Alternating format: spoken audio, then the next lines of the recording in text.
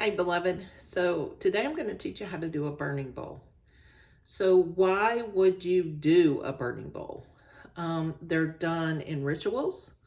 They're done when you're ready to release things out of your experience. And they're done anytime you need to really, I'm going to use the word destroy, any kind of energy that is in your home, your environment, yourself, your thoughts, your emotions, your habits, your patterns, things like that. You want them to be turned into ash and no longer exist for you. Okay? It's really simple how to do one. So I use rubbing alcohol. You can use 70%, you can use 90%. Right now I have 70%, it's fine. I also use some sea salt. You can use any kind of salt that you have. And if there's anything that you really want to cleanse as it's leaving, then you can use some bits of sage or rose or whatever, lavender, things like that. Okay? Whatever it is that you have available. This is not required. This is something I just add as a cleansing support for the process. Okay? You'll also need a heat-proof container. You'll need a place to put all of this as it's happening, and you'll need your intention. Okay? So the way that I always write my intention is I always say, I choose to. Now, in this situation, I'm choosing to release something. So I choose to release, and then I'm going to write down everything that I'm wanting to release in this burning bowl ceremony, ritual. And then that is what we're going to burn in the burning bowl. Make sure you choose things that you're actually ready to release, because once you make this commitment, because that's what you're doing, you're choosing it, and then you're making the commitment through this ritual, you're agreeing that you want this removed from your experience. So the universe is going to start removing that from your experience. So you better be ready for it.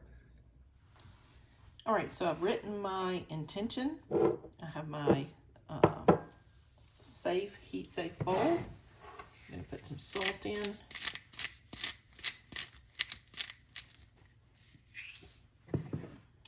You don't need much. I'm going to put some alcohol in.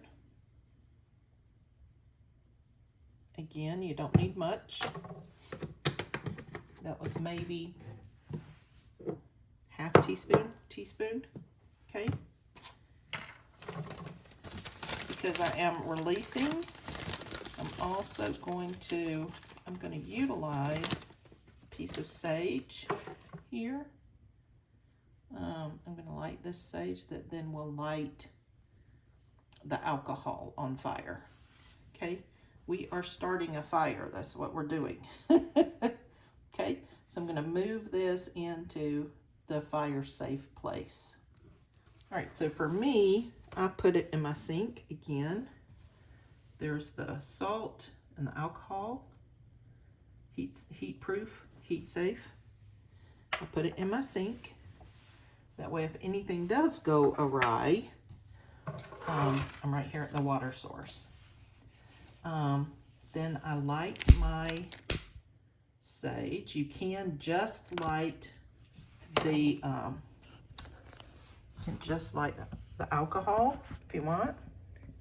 And see that? I put the sage in and see how the alcohol has now caught fire? That is the fire that we are burning our intention in. Okay? And yes, I know my sink is dirty. I'm in an old house that is stained from well water. Okay, and we haven't remodeled this sink yet. All right, I folded up my intention. Now I'm going to tear it in half because my intention is that this be done. Okay, and I'm done with it. So I'm going to put the first part in, let it catch fire. Move you closer. I'm going to put the second part in and let that catch fire. I choose what I have chosen in this intention. May it be so forevermore. And then I'm going to allow it to burn.